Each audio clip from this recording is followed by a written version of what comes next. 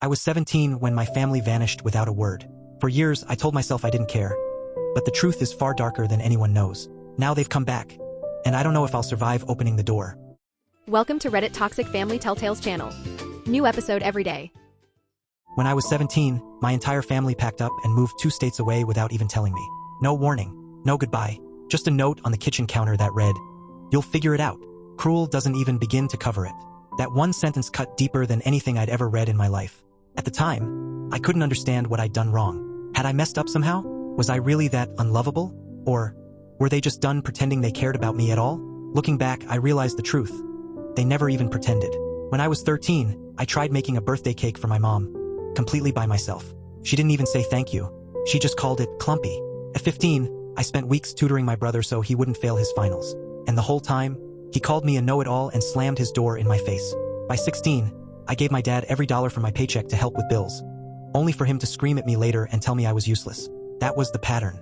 I was always useful, but never loved.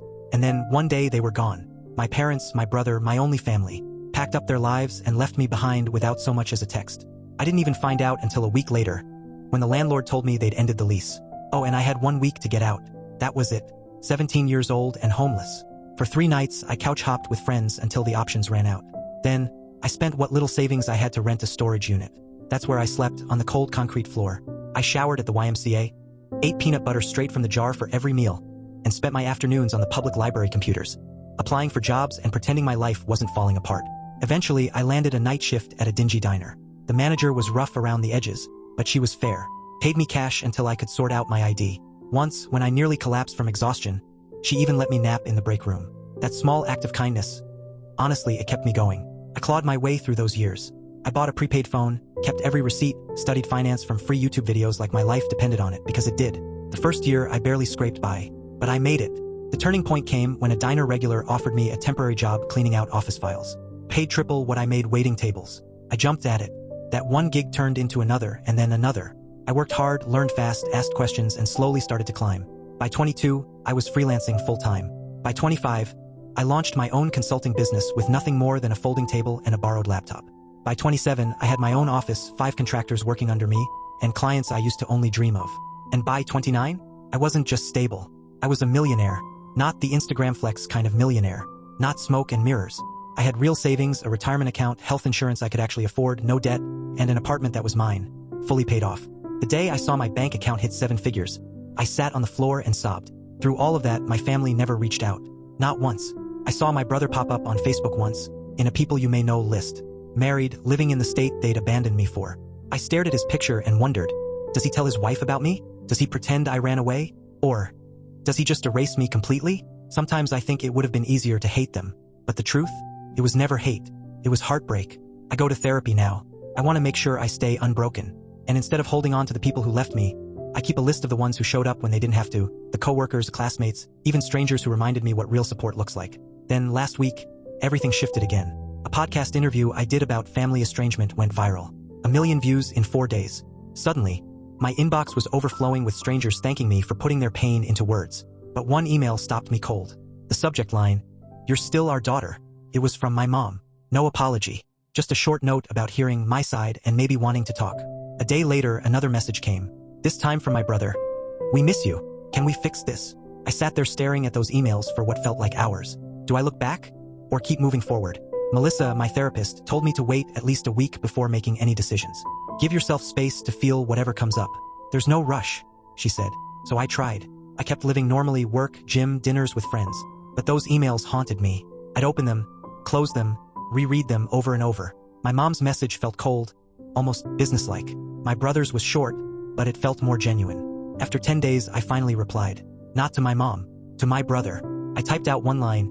It's been 12 years. What changed? And I hit send before I could talk myself out of it. His reply came within an hour. He said the podcast made him realize what they'd done. That he was only 15 when it happened. That he didn't have a say. He told me he'd looked me up online over the years but was too scared to reach out. And that seeing me successful made him proud. But I wasn't buying it. If he'd cared that much, why wait until now, until I was successful?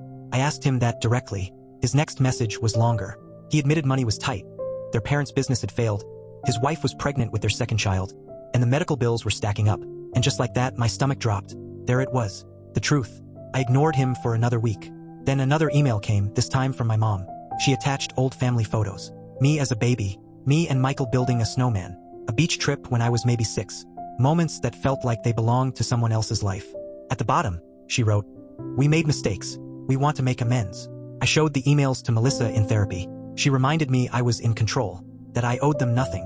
But she also said that sometimes closure, whatever form it takes, can help us move forward. Inside, I was split. Part of me wanted to scream at them. Part of me wanted answers. And a tiny, pathetic part of me still wanted them to love me. So I agreed to meet with my brother. Just him, no parents. We chose a coffee shop in Chicago halfway between us. I flew in, checked into a hotel, and nearly canceled 3 times. But at 2 p.m., I walked inside. And there he was, older, heavier, a little balding. But those eyes were the same. He stood when he saw me, awkward, almost guilty. I didn't hug him. We just sat across from each other like 2 strangers with lattes. The first 20 minutes? Pure torture. Small talk about weather, travel, anything but the elephant in the room. Then finally, he broke. "Emma, I'm so sorry," Michael said, voice cracking. "I was just a kid when it happened. I didn't know they were planning to leave you until it was too late. I was too scared to fight them." I just stared, searching his face for lies. Then I asked the one question that's haunted me for 12 years. "Why me? Why was I the one left behind?" He dropped his gaze. "They always said you were the strong one, independent, that you'd be fine on your own. They told themselves you didn't need them as much as I did. They thought you'd be better off. Better off? Living in a storage unit? Eating peanut butter for weeks? Showering at the YMCA? Working nights just to survive?" I told him everything, and I watched his face crumble. "I didn't know," he whispered. "They told me you had a plan, that you wanted to stay, that you were living with a friend's family, that you chose to separate. All lies. By the time we finished, I didn't know what to feel." He looked genuinely broken. He showed me photos of his wife and daughter, talked about his job as an accountant, even asked about my business. He never once directly asked for money, which shocked me, honestly. When we left, he hugged me. I let him, but my arms stayed at my sides. I felt nothing. Back in my hotel, I called Melissa.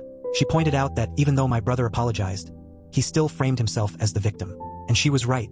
He wasn't 5. He was 15. Old enough to pick up a phone. Old enough to send an email. Old enough to check on me at least once in 12 years. That night, my phone rang. An unknown number. I almost ignored it. But curiosity won. When I answered, it was my mom. My stomach dropped. I hadn't given her my number, which meant Michael must have.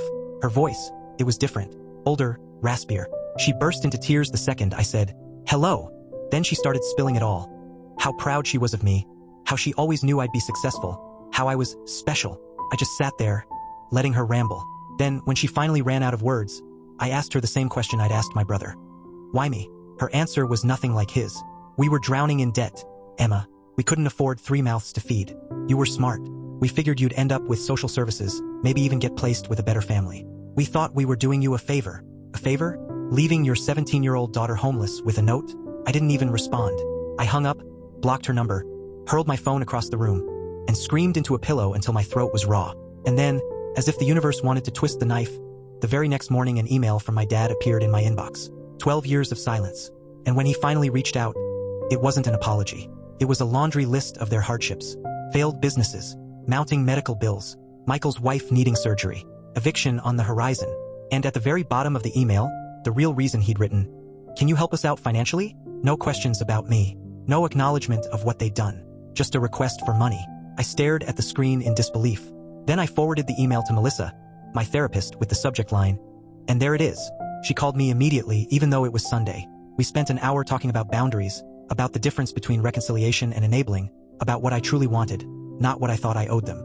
By Monday morning, I had my answer.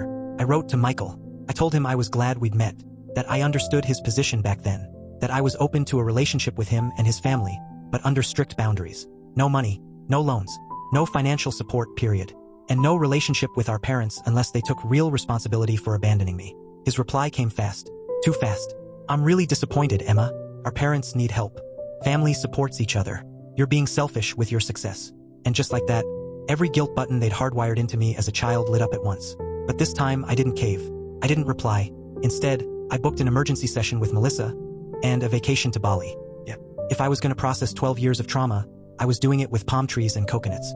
3 days later, Michael left a voicemail apologizing for his email, said he respected my boundaries, said he still wanted a relationship. I wasn't sure if he meant it, but I decided to give him one more chance. With my guard firmly up, Bali was everything I needed. 2 weeks of beaches, rice field hikes, meditation. For once, My brain wasn't buzzing with what ifs. But when I got home, my inbox was a disaster. 6 more emails from my dad, each one more desperate than the last. I didn't even read them, just deleted after glancing at the subject lines. And then Michael texted, asking if we could talk. I agreed to a call. Nothing more. He sounded different this time. Apologized again. Said he was in therapy too. And I actually believed him. We talked about his kids, my business, normal stuff. But then he asked the question that made my chest tighten. Our parents are visiting next weekend. Will you meet them? Just an hour. Public place. I froze. I'm not ready for that, Michael. He pushed a little, backed off when he heard my silence. After I hung up, I immediately called Melissa. She helped me see what I hadn't admitted out loud. I wasn't avoiding them because of hate. I was avoiding them because, deep down, I still craved their approval. I still wanted them to love me. Pathetic, maybe, but true. The next day, Michael texted again. Said our mom cried all night when he told her I wouldn't meet them. Said dad was considering driving to my city anyway. Panic gripped me. I blocked Michael's number, told my assistant I'd be working from home, ordered groceries to avoid leaving my apartment. Basically, I hid like a scared kid. And then Wednesday came. The doorman called. There's a couple here asking for you. They won't give their names. I knew instantly. I told him I wasn't accepting visitors. 5 minutes later, my phone rang, unknown number. I ignored it. The voicemail made my blood run cold. Emma, we drove 8 hours to see you. Stop being childish. We deserve a chance to explain. I deleted it, turned my phone off. But Thursday morning, the pounding started. On my door, I crept to the peephole. And there they were, my parents, standing in my hallway like they had any right to. Emma, please. My mom's voice cracked through the door. We just want to talk. We love you, my dad added. We're sorry. I sat with my back against the wall, shaking, until they left. Then I called building security and told them never to let those people upstairs again. When I told Melissa, she came over on her lunch break, brought me a sandwich, sat on my floor while I cried. Emma, this is harassment. You don't owe them a thing, she reminded me. I felt stronger hearing that. Until Michael emailed me again, furious this time, said I'd humiliated our parents, said they were stuck in a cheap motel because of me, said his wife needed surgery, called me cruel. I didn't answer. Instead, I booked a flight to Portland to stay with my friend Rachel, the one who once let me crash on her couch when I was 17 and had nowhere to go. She'd been there at the beginning. I knew I could trust her now. While I was packing, the doorman called again. A woman downstairs was having some kind of medical emergency, asking for me by name, claimed to be my mother. I felt sick. I told him to call an ambulance, but that I wasn't coming down. Later, he told me she'd been taken to the hospital with chest pains. And at the airport, another call from Michael. I shouldn't have answered, but I did. She had a heart attack, he sobbed. She's in surgery. This is your fault for stressing her out. I hung up, shaking, called Melissa instead. Emma, listen to me, she said firmly. You are not responsible for your mother's health. This is manipulation. Get on your plane. So I did. Rachel was furious when I told her everything. She remembered when I was homeless. She remembered the broken girl I'd been. They don't deserve a single second of you, she said, pouring me another glass of wine. For the first time in weeks, I felt safe. But it didn't last. My dad emailed me Sunday night. Mom was stable, out of surgery. Then, at the bottom of the email, she's asking for you. Don't you think you've punished us enough? Rachel rolled her eyes so hard I thought she might sprain them. Classic guilt trip, she said. And she was right. Back home Monday, I found flowers outside my door. Card said, please call us. Staying at the Holiday Inn until Wednesday. No apology. No boundaries. Just demands. I dumped them straight into the trash chute. By Tuesday, I got a text from another unknown number. A photo of my mom in a hospital bed. The message read, she might not have much time. Do you really want this regret? That was the last straw. I blocked the number and called Melissa again. She told me to cut contact, change my number, take a social media break, stay with a friend. I agreed, started packing another bag. And then my doorman called again. This time it wasn't my parents. It was a woman with a toddler. Said she was my sister-in-law. I hesitated, then told him to send her up. The woman who appeared looked exhausted, dark circles under her eyes, clutching a sleeping child. I'm Jenny, she whispered, Michael's wife. She laid her daughter on my couch and sat at my kitchen table. Then she told me something I'll never forget. She said she hadn't even known I existed until 3 years ago. Michael had told her I ran away at 17 and cut off contact. But after hearing my podcast, she confronted him. That's when the truth came out. And then she dropped the bomb. Your parents have been telling everyone you abandoned them, that you were unstable, that you stole their money and disappeared, that they spent years searching for you. I felt like I'd been punched. Jenny showed me proof. Old Facebook posts from my mom asking for prayers, from my dad claiming they'd hired investigators, claiming I'd robbed them, all dated years after they'd left me behind. It was all lies, a whole fabricated narrative to protect themselves. They admitted it when I threatened to tell the truth, Jenny said. Your podcast has people asking questions. They're desperate now. That's why they've come after you. Before leaving, she looked me in the eye. I want my daughters to know their aunt, but only if you want that. No pressure, no guilt, just an open door. After she left, I sat in silence for hours. Melissa wasn't surprised when I told her. Abusers rewrite reality, she explained. They cast themselves as the victims. And now the question was mine to answer.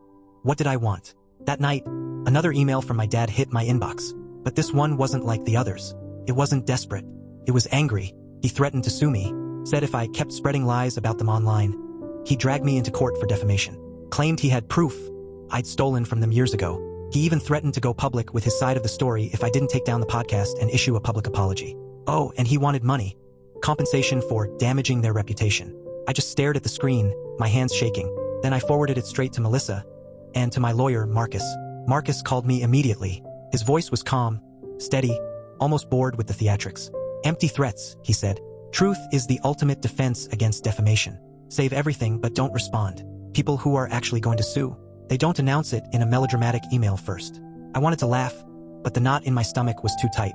The next day, Michael called. I let it roll to voicemail. He sounded panicked. Emma, Jenny told me she went to see you. Our parents are furious. They're saying awful things about her now. I think they're going to do something desperate. Please call me back. But use Jenny's phone, not mine. I didn't know what to believe anymore. I called Marcus again, told him everything. He suggested something I hadn't considered. Meeting Michael and Jenny in public, with him there as my attorney, just to hear them out. Reluctantly, I agreed. The next day, we met at a restaurant near Marcus's office. Michael and Jenny showed up right on time, and they looked wrecked. Jenny had a bruise on her arm she kept trying to hide. Michael couldn't even look me in the eye. This is Marcus, my lawyer, I said when we sat down. Michael flinched at the word lawyer, but he stayed. We ordered coffee and then they started talking. And the story that spilled out of them was worse than anything I'd imagined. My parents had been living off Michael for years, moving in and out of his house, borrowing money for emergencies, babysitting his kids while criticizing every move he made as a father. When Jenny confronted them about me, my dad grabbed her arm so hard it left a mark. That bruise on her arm wasn't from some accident. Michael finally kicked them out, but they retaliated, calling nonstop, showing up at his job, threatening him. As Michael talked, his voice cracked. He admitted he'd been trapped his whole life, convinced that I was the one who had abandoned them, too afraid to question their version of events, controlled and manipulated for 12 long years. And now he was terrified they'd hurt Jenny, or worse, the kids. Marcus took careful notes, asked about bank accounts, house titles, spare keys. Michael answered everything. Turns out our dad had co-signed his mortgage, still had access to his bank account from college, still had keys, still knew all his passwords. It hit me like a punch to the gut. Michael wasn't free either. Not really. By the time the meeting ended, I felt completely drained, but also clearer. This wasn't just my nightmare anymore. Michael and Jenny were victims too. Different kind of damage, but damage all the same. Marcus gave them the number of a colleague who could help. Told them to change every lock, every password, every account. And fast. As we left, Michael hugged me. And this time, I hugged him back. It wasn't forgiveness. Not yet. But it was something. A recognition that we'd both been scarred by the same monsters. Maybe, just maybe, we could start healing together. That night, the threats started again. A stream of unhinged texts from my parents' numbers. Accusations. Guilt trips. Pure venom. I blocked them all. Then I called Jenny. Asked if they were safe. She said yes. They'd stayed at a friend's. Changed the locks. Were looking into a restraining order. For the first time in days, I felt a flicker of relief. Until the next morning. Jenny called, hysterical. They broke into our house, she sobbed. They took Lily's baby photos, our documents, Michael's laptop. They left a note. Family matters should stay in the family. My blood went cold. I told her to call the police immediately. I'd meet them there. On the way, I rang Marcus. When I arrived, a police cruiser was parked out front. Inside, their living room was trashed. Drawers yanked open, papers everywhere. Jenny was pointing out missing things to an officer. Michael sat slumped on the couch, his head in his hands. The officer seemed skeptical. Are you sure this wasn't a misunderstanding? Maybe they had a key. Jenny rolled up her sleeve and showed him her bruise. Told him about the threats, the stalking. He wrote it down, but I could tell he wasn't convinced. After he left, we cleaned together. Found more missing items, photo albums, bank statements, even their car's spare key. Michael whispered, "This is my fault. I should have protected my family. Should have stood up to them. Should have looked for you harder." I didn't disagree, but I didn't add to his guilt either. We were beyond that now. Marcus arrived, his face grim. "This changes everything," he said. Breaking and entering was serious. We'd need to document everything, file for emergency restraining orders. And until then, none of us should be alone. Jenny started packing bags. Michael and I secured the house as best we could, Locks, windows, the whole 9 yards. It felt surreal, fortifying against our own parents. But it was necessary. They'd crossed a line that couldn't be uncrossed. As we were leaving, Michael's phone buzzed. A text from our dad. "We're watching you." Michael's hands shook as he showed me. I took a screenshot and sent it straight to Marcus. Then I made a decision.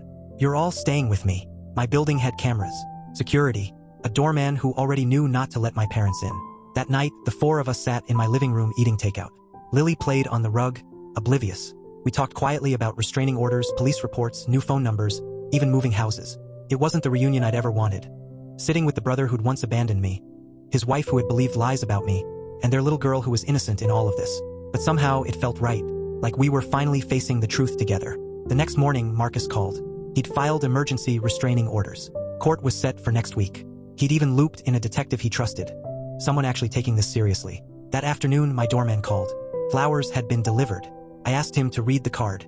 It said, "We know where you all are. This isn't over." I told him to refuse it and call the police if needed. Added it to the growing pile of evidence. But I didn't tell Michael or Jenny. They were already drowning in fear. That night, I tried to create some normalcy. Cooked dinner. Played with Lily. Pretended things were okay. But later, after everyone was asleep, I sat alone in the kitchen. Let all the fear, grief, and rage pour out of me into a dish towel so no one would hear. The next day, Jenny found me making coffee. She asked if I was okay. I lied. She didn't buy it. "It's okay not to be okay, Emma," she said softly. "I'm not. Michael cries in the shower so I won't see. Lily keeps asking when we can go home. But I'm grateful we're facing this together." We hugged for the first time. Awkward but real. The next few days blurred together. Work, cooking, cartoons for Lily, check-ins with Marcus, flinching at every sound. Safe, but not at peace. Together, but still broken. Then Friday came. Marcus called. The detective had found security footage. Our parents' car at a gas station near Michael's house during the break-in. Court was set for Monday. He was confident. That night, another escalation. A brick through Michael's car window in my building's garage. No note, no signature. But we all knew. We filed another report. Added it to the file. Pretended not to let Lily see how terrified we were. Sunday night, we sat around making a plan. How to dress. What to say. How to explain our history without sounding insane. How to convince a judge that the people who raised us were dangerous. And then my phone pinged. An email from my mom. Subject line, "Last chance." It said only one sentence. "If you go to court tomorrow, you'll regret it for the rest of your life." I forwarded it to Marcus. He told me not to reply. That kind of threat? It would only strengthen our case. That night, I barely slept. Kept checking the locks. Jumping at shadows. Wondering how my life had come to this. From abandoned teenager to millionaire businesswoman, to hiding from my own parents. Monday morning arrived. And with it, a strange calm. We dressed carefully. Respectable, put together.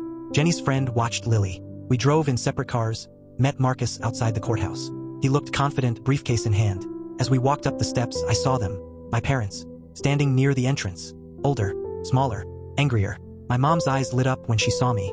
She tried to step forward, but my dad held her back. They just stared as we passed, saying nothing. We filed into the courtroom, sat down, waited. Our case was called. Marcus presented everything, calmly, professionally. The break-in, the threats, the flowers, the brick, the emails, my abandonment at 17. The judge listened, face hardening, asked sharp questions. When it was their turn, my parents shuffled forward. No lawyer, just them. My dad tried to spin it.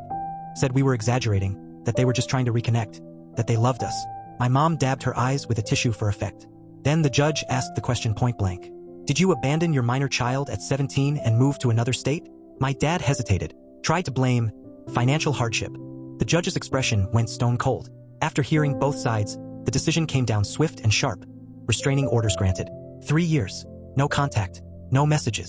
No third-party attempts. Any violation would mean immediate arrest. My parents looked stunned, like the concept of consequences was foreign to them. As we walked out, my mom called my name softly, just once. I didn't turn. With each step forward, I felt something loosening in my chest. Not healing, not forgiveness, but the start of it. The first real boundary that they couldn't cross. Outside the courthouse, Marcus shook each of our hands firmly. His voice was steady, reassuring. "You did well in there. The restraining orders are solid. If there's any violation, call me right away. I'm proud of you all for standing up for yourselves." We thanked him, still dazed, blinking against the sunlight like survivors stumbling out of a storm. On the courthouse steps, Michael pulled me into a hug. A real one this time, not awkward or hesitant. His voice cracked as he whispered, "I'm sorry, Emma, for everything. For not protecting you back then. For not finding you sooner. For believing their lies. For dragging this chaos back into your life." I hugged him back, held on tight, and told him the truth. We're going to be okay. We've got each other now. We can build something new. Something better.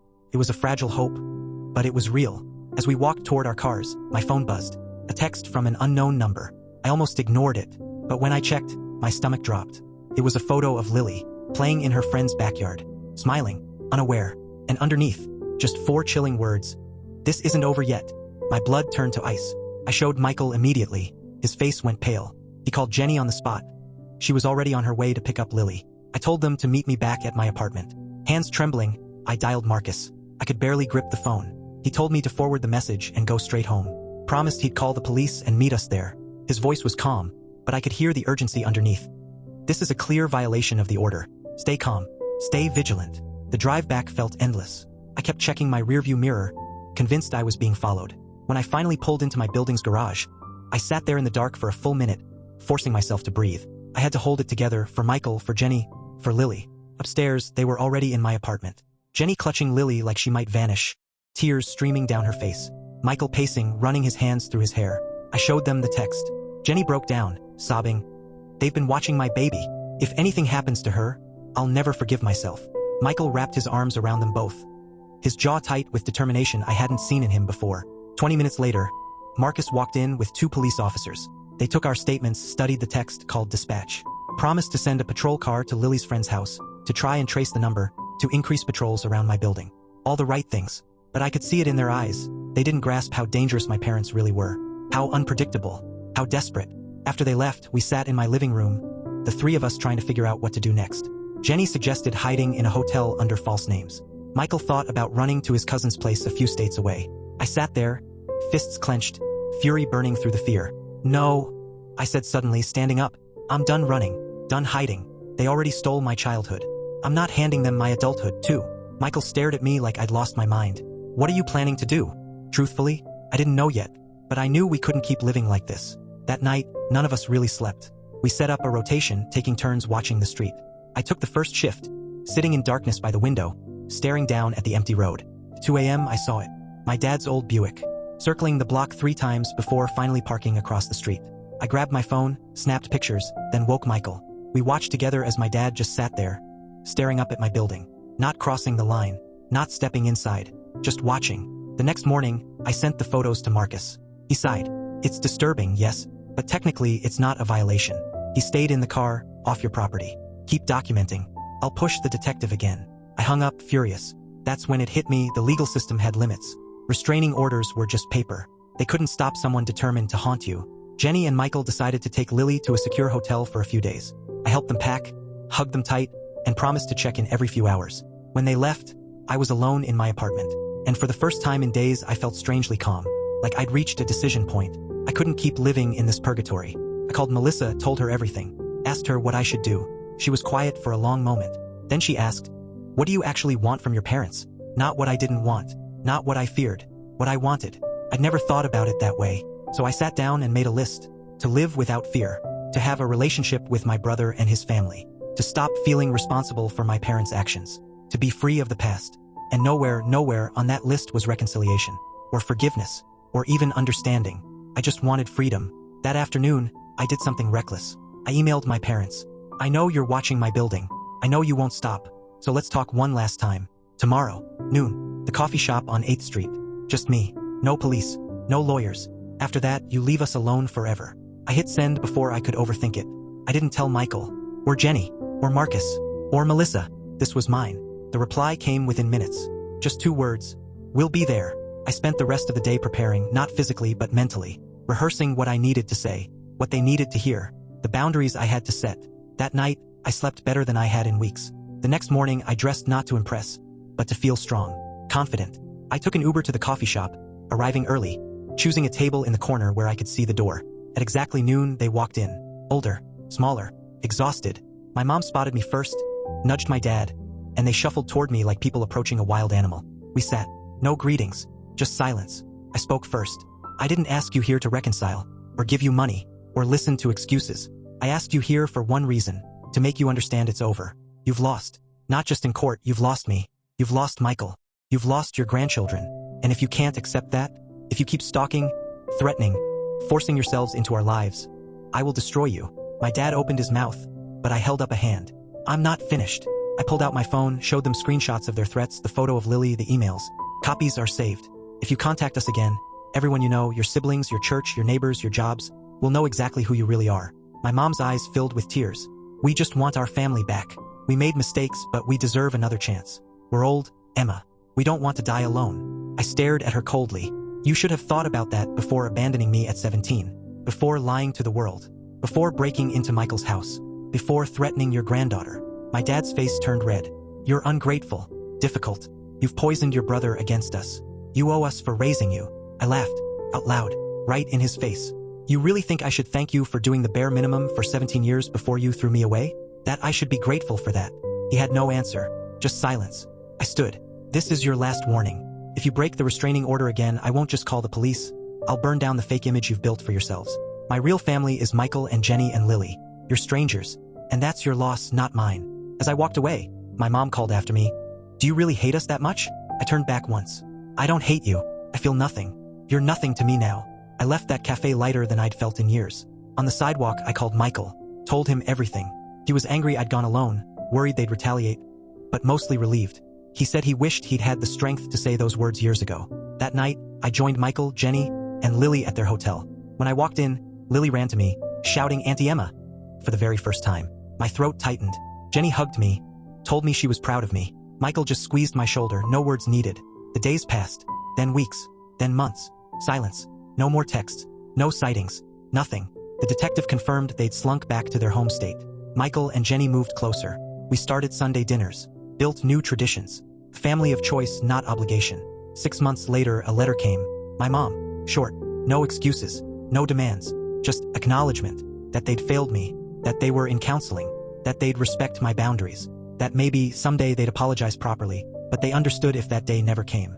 I keep it in my desk drawer, not because I forgive them, not because I want reconciliation, but because it proves something important. My boundaries are real, and they finally know it. Last week, Lily turned 4. We threw her birthday party at my apartment. Balloons everywhere. Cake. Presents. Her laughter echoing off the walls. Michael grilling on my balcony. Jenny snapping photos. Friends filling the place with noise and joy. I stepped into the kitchen at one point, watching from the doorway as Michael swung Lily in circles.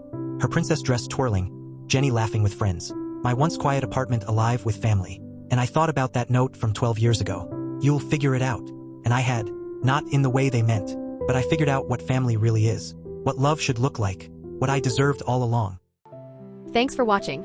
Today's train wreck is over, but tomorrow's ride is already on track. Subscribe so you don't miss it.